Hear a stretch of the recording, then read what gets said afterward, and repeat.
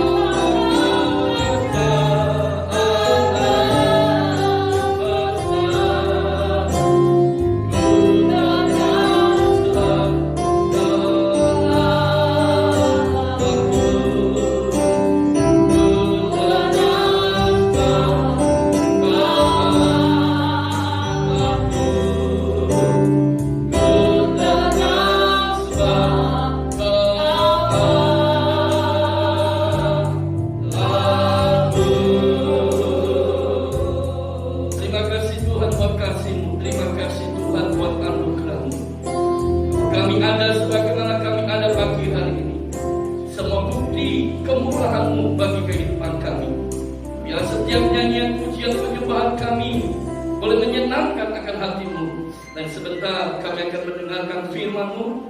Firman Engkau atas kami, urapi hamba-Mu, urapi kami semua. Dan kami percaya setiap kami yang ada di rumah-rumah, Tuhan juga lawat setiap kami semua. Tuhan juga jawab setiap kami semua. Sehingga bahwa setiap kebenaran firman kami semua dimerdekakan oleh Tuhan. Terima kasih Tuhan. Di dalam nama Tuhan Yesus kami sudah berdoa dan mengucap syukur. Haleluya. Amin. Bapak Ibu yang dikasihi oleh Tuhan, Shalom. Tuhan, pagi hari ini saya ingin menyampaikan satu kebenaran firman Allah tentang Tuhan adalah gembalaku. Bapak Ibu yang dikasihi oleh Tuhan, kita akan melihat di dalam Alkitab, di dalam Mazmur 23 ayat yang pertama sampai dengan ayat yang ketiga. Kalau sudah ketemu, saya ingin mengajak setiap kita semua membaca ayat ini bersama-sama pada hitungan yang ketiga. Sudah ketemu? Katakan amin. Mari kita baca sama-sama. 1, 2, 3. Mazmur Daud. Tuhan adalah gembalaku, takkan kekurangan aku. Ia membaringkan aku di padang yang berumput hijau. Ia membimbing aku ke air yang tenang. Ia menyegarkan jiwaku. Ia menuntun aku di jalan yang benar oleh karena namanya. Bapak Ibu yang dikasihi oleh Tuhan, dalam pembacaan kita ini kita melihat bahwa pemazmur Daud mengakui bahwa Tuhan itu sebagai gembala bagi kehidupannya. Artinya apa Bapak Ibu? Artinya Daud menyadari bahwa ia itu sangat perlu bimbingan dan arahan dari Tuhan. Nah Bapak Ibu yang dikasihi oleh Tuhan, demikian pula halnya dengan hidup kita. Jika kita mengakui Tuhan adalah gembala bagi hidup kita, itu berarti kita menyetujui dan mengizinkan Tuhan untuk membimbing dan mengarahkan hidup kita. Yang setuju katakan amin. Nah Bapak Ibu yang dikasihi oleh Tuhan, saat kita menyetujui dan mengizinkan Tuhan untuk membimbing dan mengarahkan hidup kita, maka ada 5 hal yang akan kita dapatkan. Ada 5 hal yang akan kita peroleh dari Tuhan. Yang pertama saudara, dikatakan bahwa ketika kita menyetujui dan mengizinkan Tuhan itu menjadi gembala dalam hidup kita, ayat yang pertama katakan, Tuhan adalah gembalaku, takkan kekurangan aku. Jadi yang pertama, hidup kita tak akan pernah berkekurangan. Katakan amin. Hidup kita tak akan pernah berkekurangan. Artinya apa? Artinya Tuhan pasti pelihara hidup kita. Katakan amin. Jadi saat engkau mengizinkan Tuhan, saat engkau menyetujui Tuhan menjadi gembala dalam hidupmu, membimbing dan mengarahkan hidupmu, maka berkat yang kita peroleh yang pertama, Tuhan tak akan pernah biarkan hidup kita berkekurangan. Yang artinya Tuhan pasti pelihara hidup kita. Nah Bapak Ibu yang kasih dalam Tuhan, sebab itu dalam hidup ini jangan pernah kita membatasi cara Tuhan untuk memelihara hidup kita. Karena Tuhan itu selalu menyediakan segala sesuatu di luar apa yang tidak pernah kita pikirkan. Amin saudara. Seperti yang pernah saya sampaikan kepada kita semua, satu kesaksian seorang ibu yang ada di Mojokerto. Ibu ini harus membayar kontrakan rumahnya, tetapi karena dia tidak punya uang, maka yang bisa dia lakukan adalah berdoa. Saudara, saat ibu ini berdoa dan dia pulang dari gereja, tiba-tiba dia melihat di rumahnya ada seekor burung yang masuk. Lalu ibu ini menutup pintu rumahnya. Tetapi dia tidak menyadari bahwa burung yang masuk di rumahnya itu adalah burung yang harganya mahal. Singkat cerita, anaknya pulang dari sekolah, dan saat anaknya pulang, ibu ini menyampaikan bahwa di dalam rumah ada burung yang masuk. Dan saat anak ini melihat burung itu, maka dia mengatakan kepada ibunya bahwa burung ini harganya sangat mahal. Lalu ditangkaplah burung itu. Dan betul, akhirnya burung ini dijual dan laku begitu mahal. Dalam kesaksian ibu ini diceritakan pada tahun itu, jual dari burung ini bisa menambah dia kontrak 2 tahun lagi. Bapak Ibu yang dikasihi oleh Tuhan, sepertinya ini sesuatu yang tidak mungkin, sesuatu yang tidak pernah dipikirkan oleh ibu ini. Bagaimana Tuhan memelihara kehidupannya. Seringkali dalam benak pikir kita, kalau Tuhan itu pelihara hidup saya, maka harus ada orang yang datang ke tempat tinggal ibu ini dan memberi uang untuk pelunasan pembayaran kontrakan. Itu secara logis. Tetapi kita melihat bagaimana Tuhan tetap memelihara ibu yang ada di Mojokerto ini. Dan Tuhan memelihara, Tuhan menyediakan segala sesuatu yang diperlukannya di luar apa yang tidak pernah dipikirkan. Cara Tuhan memelihara di luar apa yang tidak pernah dibayangkan oleh ibu ini. Mana pernah kita berpikir, oh Tuhan kalau pelihara kiri burung masuk. Kita tidak pernah pikiran itu. Tetapi itulah bukti bahwa kuasa Tuhan tidak bisa kita batasi. Amin. Cara Tuhan memelihara hidup kita tidak bisa kita batasi dengan akal pikiran kita. Karena itu Bapak Ibu yang dikasihi oleh Tuhan, mari dalam hidup ini jadikan Tuhan itu menjadi gembala bagi hidup kita.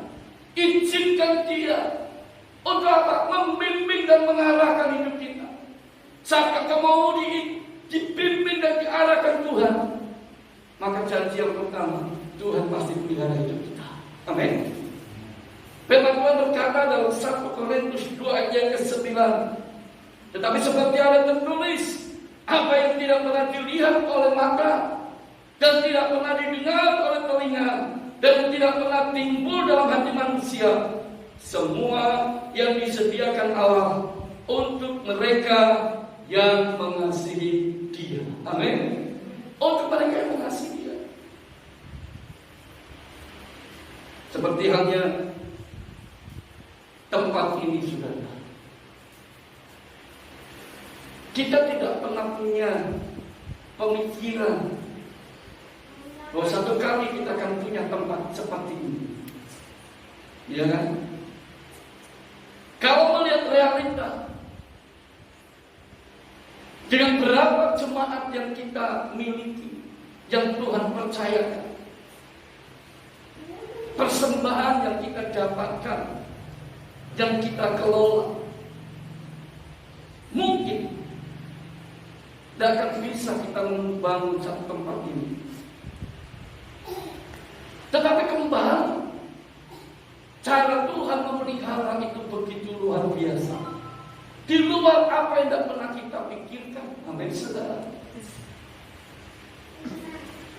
Sekalipun saat kita punya tempat ini, ada banyak yang tidak senang, itu banyak.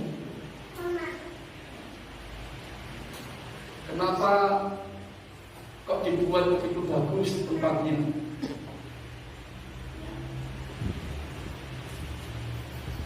Nanti kalau tempatnya bagus, tidak ada orang yang mau bantu lagi. Itu pemikiran banyak orang begitu. Tetapi saya mau katakan kepada kita semua, kalau tempat ini bagus, itu semua karena Tuhan yang mengirimkan banyak orang dipakai bagi tempat ini, termasuk juga Bapak Ibu semua. Amin. Jadi Bapak Ibu yang dikasih dalam Tuhan, Tuhan sanggup sediakan di luar apa yang tidak pernah kita pikirkan. Makanya seringkali kalau kita apalagi yang masih anak-anak, kita masih punya perjalanan hidup yang jauh, kita belum tahu apa nantinya kita jadinya seperti apa, kita belum mengerti. Tapi satu perkara yang harus kita mengerti hari ini, bahwa Tuhan pasti pelihara hidup kita. Amin. Tuhan pasti pelihara hidup kita.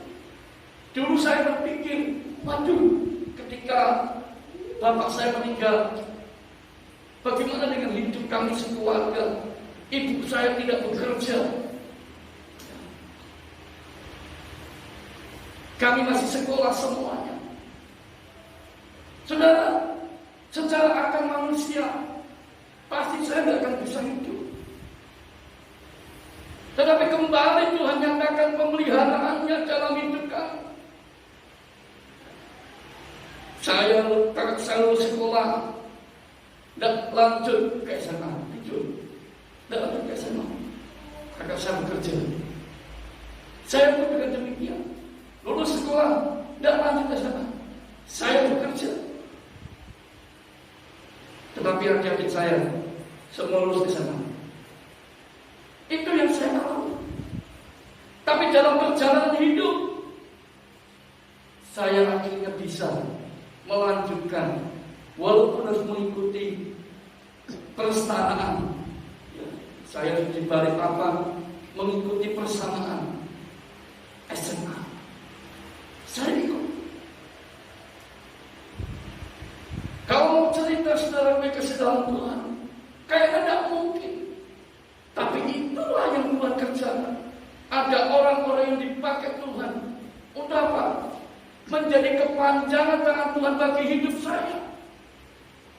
Saya sekolah dibiayai, bahkan semua fasilitas untuk ke Balikpapan, pulang pergi, semua disediakan. Padahal punya pikiran dalam hidup saya pada waktu itu, ketika saya tidak berangkat ke Kalimantan, saya punya modal naik kapal laut. Itu yang punya uang saya. Hanya bisa naik kapal laut. Tapi di luar apa yang pernah saya pikirkan, Tuhan sedia. Amin. Seorang jemaat mengatakan kepada saya, "Om, ke toko." Saya pergi ke toko, bawa KTP. Saya tidak punya pikiran ke toko bawa KTP itu apa. Saya berikan KTP saya. Kalau dia bilang nanti sore aku kesini lagi. Tetapi ketika sore saya kembali lagi ke tokonya, dia katakan, "Oh, ini tiket untuk berangkat ke Kalimantan, dan ini berkat untuk beli tiket pulang nanti dari Kalimantan ke Jawa." Tuhan sediakan semua. Amin, saudaraku. Sesuatu tidak merasa pikirkan, tapi itu yang Tuhan kerjakan. Sesampainya di Kalimantan, saya tidak tahu tempatnya di mana. Tetapi saya punya rekan seangkatan dari sekolah yang ada di Kalimantan. Lalu saya hubungi dia. Ternyata dia tidak ada di tempat, hanya pengerja gereja yang ada. Lalu saya naik taksi, ya, ke tempat di mana teman saya punya pelayanan. Sesampai di sana, kami disambut dengan baik. Lalu ketika teman saya pulang dari pelayanan, baru dia menemui saya. Hari Sabtu sama sini. Saya sampai di Balikpapan hari Sabtu malam. Lalu teman saya datang, "Besok kamu yang pelayanan." Saudara yang dikasih dalam Tuhan, itulah pelayanan pertama kali di sana. Dan sampai di sana saya sekolah selama 1 bulan. Di sana saudara, Tuhan pelihara. Walaupun makan dapat juga dari sekolah, tapi ketika saya kepengen makan makanan Jawa, saya keluar.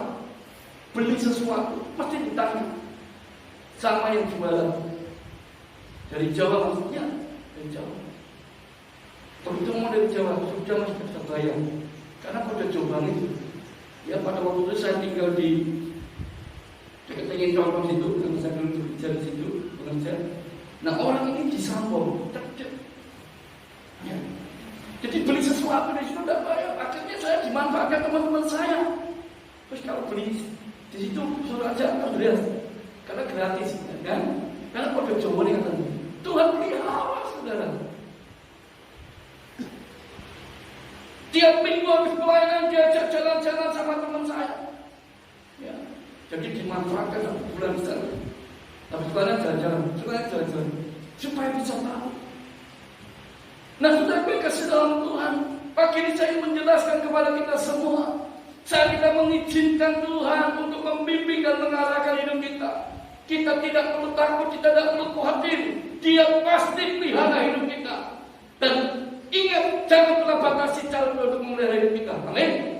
Karena Tuhan selalu sediakan di luar apa yang telah kita pikirkan. Yang kedua, saat kita mengizinkan Tuhan untuk membimbing dan mengarahkan hidup kita, maka yang kedua, hidup kita akan dibandingkan di padang yang berrumput hijau. Artinya Tuhan pasti memberi yang terbaik bagi hidup kita. Katakan amin. Tuhan pasti memberi yang terbaik. Rumput hijau, saya gambarkan tidak usah rumput hijau berdomba. Saya gambarkan kalau Bapak Ibu pergi ke satu tempat dan membeli sayurannya warnanya hijau, itu sesuatu yang terbaik. Betul saya. Coba bakal jualan sayurnya warnanya kuning-kuning semua, sama yang hijau, pasti saudara pilih yang warnanya hijau. Tidak mungkin saudara akan cari sawi yang warna kuning, kekuning-kuningan. Tidak mungkin. Pasti saudara akan cari sawi yang warna hijau, yang terbaik. Nah, yang terbaik inilah yang Tuhan akan sediakan bagi hidup kita. Amin, saudara. Jadi saat engkau mengizinkan Dia membimbing dan mengarahkan hidupmu, percayalah, Tuhan yang baik, Dia pasti memberikan yang terbaik bagi hidup saya dan saudara. Karena itu Bapak Ibu yang dikasihi oleh Tuhan, kita tidak perlu bimbang, kita tidak perlu ragu kepada Tuhan yang begitu baik dan sangat mengasihi akan kehidupan saya dan saudara. Yang ketiga, saat kita mengizinkan Tuhan membimbing dan mengarahkan hidup kita, maka yang ketiga, hidup kita akan dibimbing ke air yang tenang. Artinya Tuhan akan bawa hidup kita sampai kita alami damai sejahteranya. Katakan amin. Saudaraku yang dikasihi oleh Tuhan, orang yang hidupnya dibimbing dan diarahkan oleh Tuhan, bukan berarti orang yang demikian ini tidak alami yang namanya tantangan dan pergumulan dalam hidup ini. Selama kita masih hidup di dunia ini, selama kita masih bernafas dalam hidup ini, saya mau beritahu, kita tidak bisa menghindari yang namanya tantangan dan pergumulan dalam hidup ini.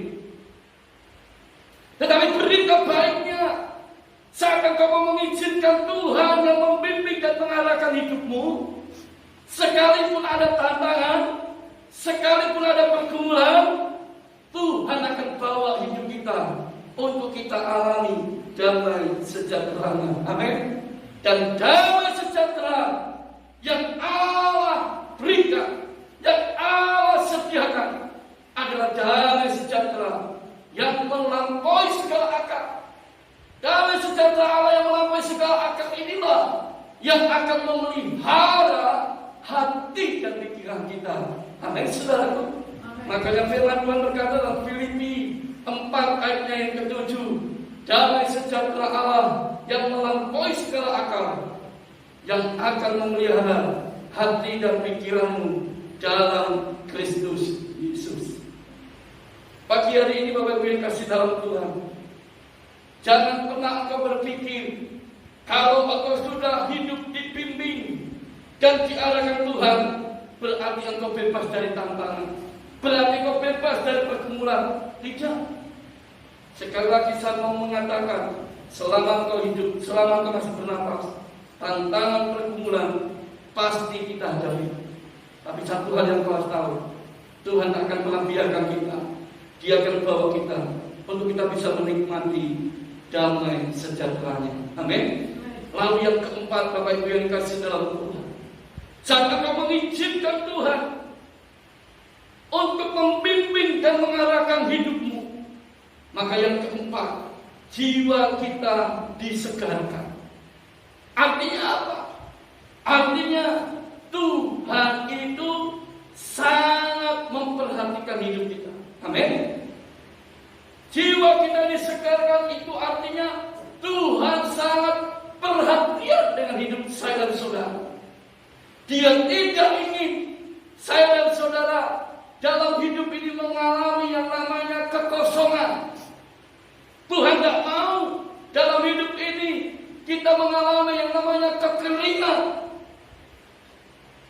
Karena itu saudara, kalau engkau tidak mau hidupmu kosong, jiwamu kering, maka perlu engkau minta agar Tuhan membimbing dan mengarahkan hidupmu. Amin.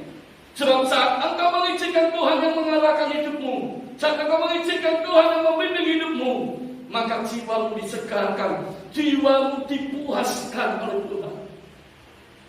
Nah, Bapak Ibu yang dikasihi oleh Tuhan, saat jiwa kita dipuaskan, saat jiwa kita diperhatikan oleh Tuhan begitu rupa, disitulah engkau akan menjalani hidup ini dengan penuh semangat.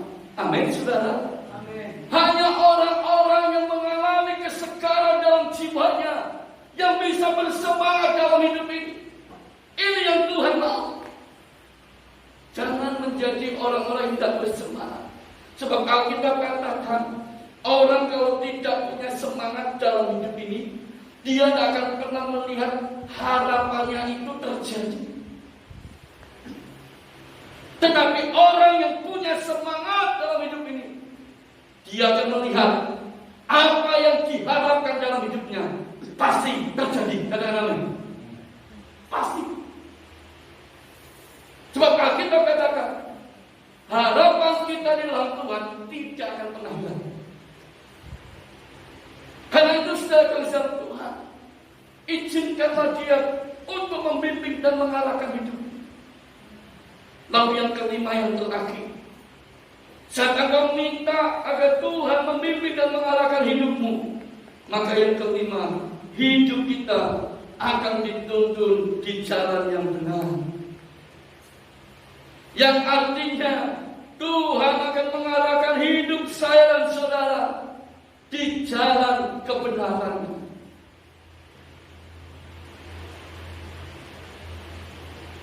Dan saya mengatakan, saat Tuhan yang mengarahkan hidup kita di jalan kebenarannya, maka tujuan hidup kita tidak akan pernah salah. Katakan amin.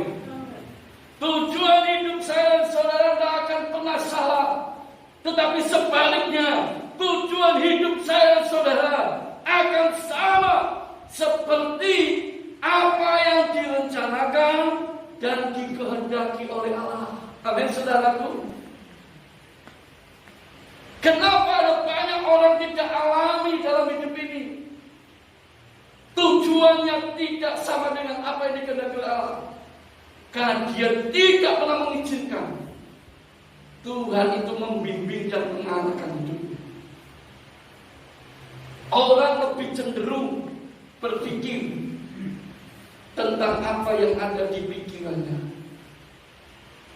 Dia lebih cenderung mengikuti keinginan hatinya dibandingkan mengikuti apa yang menjadi kemauannya Tuhan. Sekali lagi saya katakan,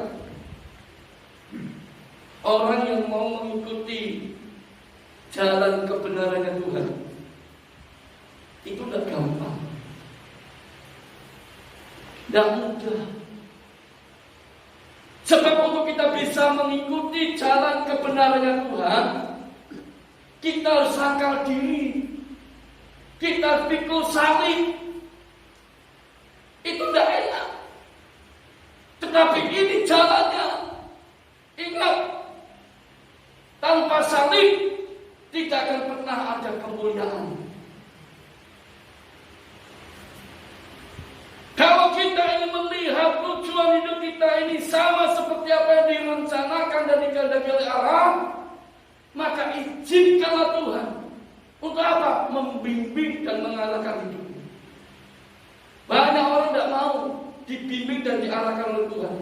Karena itu tujuan hidupnya menjadi salah. Tuhan tidak mau hidup kita ini punya tujuan yang salah. Kalau kita melihat di dalam Alkitab, ada banyak nabi-nabi Tuhan. Ketika tujuan hidupnya salah, diingatkan oleh Tuhan. Dengan berbagai macam cara. Tuhan itu bisa mengingatkan kita dengan berbagai macam cara. Mungkin melalui orang terdekat kita. Tuhan bisa pakai. Untuk apa? Supaya kita bisa kembali kepada tujuannya Tuhan. Tapi kadang-kadang kita tidak mau. Tuhan pakai yang lain. Makanya dalam Alkitab sampai sekali Tuhan pakai yang namanya keledai. Bayangkan, binatang dipakai untuk apa? Mengingatkan seorang nabi Tuhan. Saya bilang bahasa Jawanya, wis kebacok. Gak iso dieling sampai Tuhan pakai binatang untuk mengingatkan. Kita pun juga demikian. Saat Tuhan mungkin melihat hidupmu, tujuan hidupmu mulai salah, Tuhan itu ingatkan kita. Mungkin melalui orang terdekat kita, mungkin melalui penderitaan yang kita alami, mungkin melalui cobaan yang sedang kita hadapi, mungkin melalui tantangan hidup yang sedang kita jalani. Tuhan bisa pakai itu semua. Kalau kita sadar bahwa itu sarana Tuhan untuk mengembalikan kita di jalan yang benar, maka saya ingin percaya hidup saya dan saudara pasti sesuai dengan rencana dan kehendak Tuhan. Amin. Rencana dan kehendak Tuhan adalah di mana Tuhan itu merancangkan satu rancangan yang penuh dengan pengharapan. Rancangan Tuhan atas hidup kita adalah yang terbaik.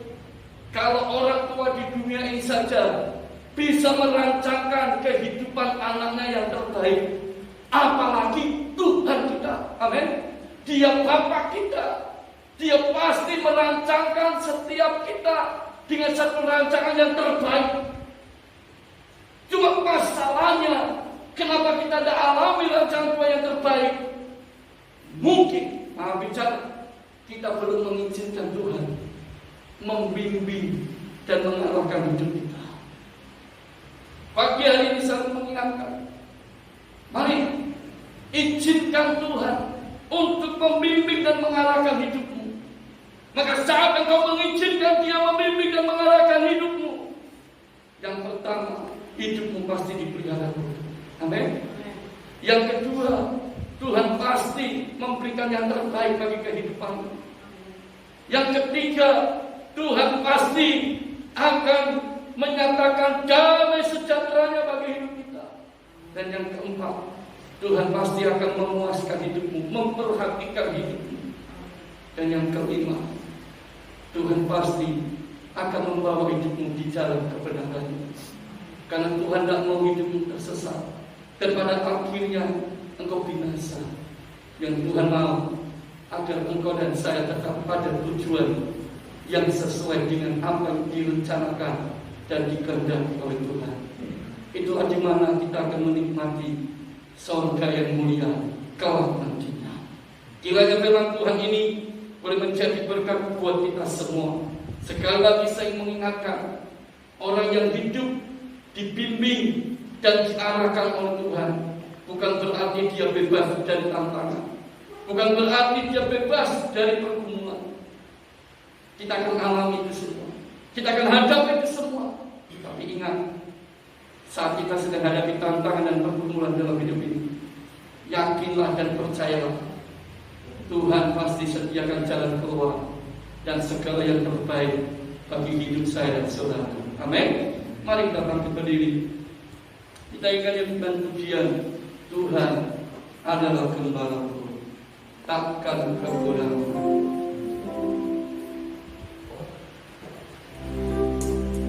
Haleluya. Terima kasih Tuhan. Syukur bagimu Yesus.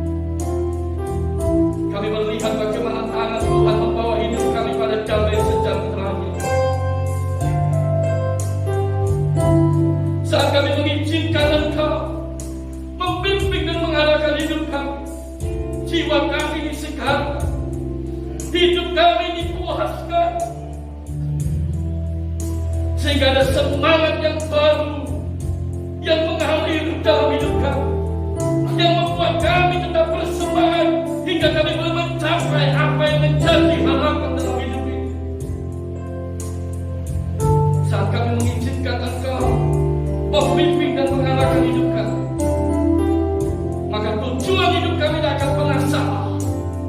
Tujuan hidup kami apa yang Kau rencanakan dan Kau kehendaki dalam hidup ini. Terima kasih buat firman. Berkati setiap umat-Mu yang sudah mendengarkan kebenaran firman pagi hari ini. Di tengah kondisi yang terjadi hari-hari ini, bangkitkan imannya, bangkitkan semangatnya untuk tetap terus melihat bahwa Engkau Allah yang selalu menyediakan jalan keluar dan segala yang terbaik bagi kehidupan kami. Kami berdoa untuk setiap kami yang sakit. Mari Tuhan Engkau jamah kami, rawat kami. Yang sakit Tuhan sembuhkan dalam nama Yesus. Yang lemah Tuhan kuatkan, yang susah Tuhan hiburkan, yang berkekurangan Tuhan berkati kehidupan. Karena kami percaya Engkau Allah yang sangat mengasihi kehidupan kami. Dan kami berdoa kiranya turun atas setiap kehidupan kami berkat dan daripada Tuhan Yesus akan selalu mengalir di dalam kehidupan